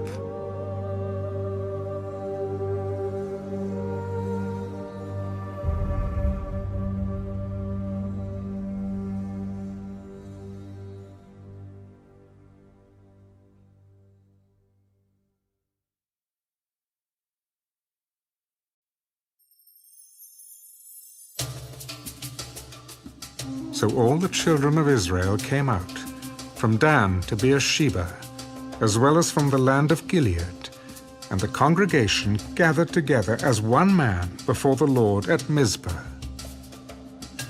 And the leaders of all the people, all the tribes of Israel, presented themselves in the assembly of the people of God, 400,000 foot soldiers who drew the sword. Now the children of Benjamin heard that the children of Israel had gone up to Mizpah. Then the children of Israel said, Tell us, how did this wicked deed happen? So the Levite, the husband of the woman who was murdered, answered, My concubine and I went into Gibeah, which belongs to Benjamin, to spend the night, and the men in Gibeah rose against me and surrounded the house at night because of me. They intended to kill me, but instead they ravished my concubine so that she died. So I took hold of my concubine, cut her in pieces, and sent her throughout all the territory of the inheritance of Israel, because they committed lewdness and outrage in Israel. Look, all of you are children of Israel. Give your advice and counsel here and now. So all the people arose as one man. None of us will go to his tent, nor will any turn back to his house. But now this is the thing which we will do to Gibeah. We will go up against it by lot. We will take 10 men out of every 100 throughout all the tribes of Israel, 100 out of every 1,000, and 1,000 out of every 10,000 to make provisions for the people, that when they come to Gibeah in Benjamin, they may repay all the vileness that they have done in Israel. So all the men of Israel were gathered against the city, united together as one man. Then the tribes of Israel sent men through all the tribe of Benjamin, saying, What is this wickedness that has occurred among you? Now therefore, deliver up the men, the perverted men who are in Gibeah, that we may put them to death and remove the evil from Israel. But the children of Benjamin would not listen to the voice of their brethren, the children of Israel. Instead, the children of Benjamin gathered together from their cities to Gibeah to go to battle against the children of Israel. And from their cities at that time, the children of Benjamin numbered 26,000 men who drew the sword, besides the inhabitants of Gibeah, who numbered 700 select men. Among all this people were 700 select men who were left-handed. Everyone could sling a stone at a hair's breadth and not miss. Now, besides Benjamin, the men of Israel numbered 400,000 men who drew the sword. All of these were men of war. Then the children of Israel arose and went up to the house of God to inquire of God, Which of us shall go up first to battle against the children of Benjamin? The Lord said, Judah first. So the children of Israel rose in the morning and encamped against Gibeah. And the men of Israel went out to battle against Benjamin. And the men of Israel put themselves in battle array to fight against them at Gibeah. Then the children of Benjamin came out of Gibeah, and on that day cut down to the ground 22,000 men of the Israelites. And the people, that is, the men of Israel, encouraged themselves, and again formed the battle line at the place where they had put themselves in array on the first day. Then the children of Israel went up and wept before the Lord until evening, and asked counsel of the Lord. Shall I again draw near for battle against the children of my brother Benjamin? And the Lord said, Go up against him. So the children of Israel approached the children of Benjamin on the second day. And Benjamin went out against them from Gibeah on the second day, and cut down to the ground 18,000 more of the children of Israel.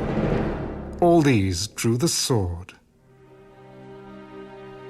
Then all the children of Israel, that is, all the people, went up and came to the house of God and wept.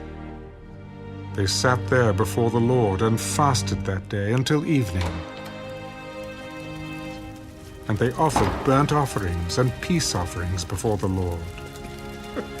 So the children of Israel inquired of the Lord. The ark of the covenant of God was there in those days, and Phinehas, the son of Eleazar, the son of Aaron, stood before it in those days. Shall I yet again go out to battle against the children of my brother Benjamin? Or shall I cease? And the Lord said, Go up, for tomorrow I will deliver them into your hand. Then Israel set men in ambush all around Gibeah. And the children of Israel went up against the children of Benjamin on the third day, and put themselves in battle array against Gibeah, as at the other times. So the children of Benjamin went out against the people, and were drawn away from the city. They began to strike down and kill some of the people, as at the other times, in the highways, one of which goes up to Bethel and the other to Gibeah, and in the field, about 30 men of Israel. And the children of Benjamin said, They are defeated before us, as at first. But the children of Israel said, Let us flee and draw them away from the city to the highways. So all the men of Israel rose from their place and put themselves in battle array at Baal Tamar. Then Israel's men in ambush burst forth from their position in the plain of Geba. And 10,000 select men from all Israel came against Gibeah, and the battle was fierce. But the Benjamites did not know that disaster was upon them. The Lord defeated Benjamin before Israel. And the children of Israel destroyed that day 25,100 Benjamites, all these through the sword. So the children of Benjamin saw that they were defeated. The men of Israel had given ground to the Benjamites because they relied on the men in ambush whom they had set against Gibeah. And the men in ambush quickly rushed upon Gibeah. The men in ambush spread out and struck the whole city with the edge of the sword. Now the appointed signal between the men of Israel and the men in ambush was that they would make a great cloud of smoke rise up from the city, whereupon the men of Israel would turn in battle. Now Benjamin had begun to strike and kill about 30 of the men of Israel, for they said, Surely they are defeated before us, as in the first battle. But when the cloud began to rise from the city in a column of smoke, the Benjamites looked behind them. And there was the whole city going up in smoke to heaven. And when the men of Israel turned back, the men of Benjamin panicked, for they saw that disaster had come upon them. Therefore they turned their backs before the men of Israel in the direction of the wilderness. But the battle overtook them, and whoever came out of the cities they destroyed in their midst. They surrounded the Benjamites, chased them, and easily trampled them down as far as the front of Gibeah toward the east. And 18,000 men of Benjamin fell. All these were men of valor. Then they turned and fled toward the wilderness to the rock of Rimmon. And they cut down 5,000 of them on the highways. Then they pursued them relentlessly up to Gidom and killed 2,000 of them. So all who fell of Benjamin that day were 25,000 men who drew the sword. All these were men of valor. But 600 men turned and fled toward the wilderness to the rock of Rimmon, and they stayed at the rock of Rimmon for 4 months. And the men of Israel turned back against the children of Benjamin and struck them down with the edge of the sword from every city, men and beasts, all who were found. They also set fire to all the cities they came to.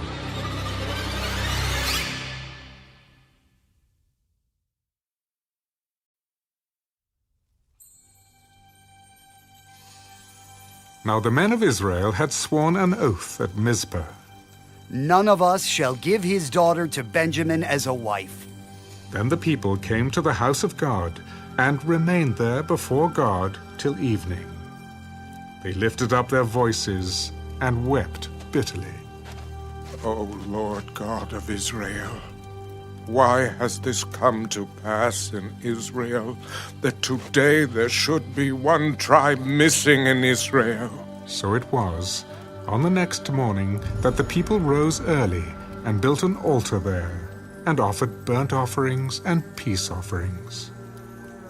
The children of Israel said, Who is there among all the tribes of Israel who did not come up with the assembly to the Lord? For they had made a great oath concerning anyone who had not come up to the Lord at Mizpah, saying, He shall surely be put to death. And the children of Israel grieved for Benjamin, their brother. One tribe is cut off from Israel today. What shall we do for wives for those who remain, seeing we have sworn by the Lord that we will not give them our daughters as wives? What one is there from the tribes of Israel who did not come up to Mizpah to the Lord? And in fact, no one had come to the camp from Jabesh Gilead to the assembly. For when the people were counted, indeed, not one of the inhabitants of Jabesh-Gilead was there. So the congregation sent out there 12,000 of their most valiant men, and commanded them, saying, Go and strike the inhabitants of Jabesh-Gilead with the edge of the sword, including the women and children. And this is the thing you shall do. You shall utterly destroy every male and every woman who has known a man intimately. So they found among the inhabitants of Jabesh-Gilead 400 young virgins who had not known a man intimately. And they brought them to the camp at Shiloh, which is in the land of Canaan. Then the whole congregation sent word to the children of Benjamin who were at the rock of Rimmon, and announced peace to them. So Benjamin came back at that time, and they gave them the women whom they had saved alive of the women of Jabesh-Gilead. And yet they had not found enough for them. And the people grieved for Benjamin, because the Lord had made a void in the tribes of Israel. Then the elders of the congregation said, What shall we do for wives, for those who remain, since the women of Benjamin have been destroyed? There must be an inheritance for the survivors of Benjamin, that a tribe may not be destroyed from Israel.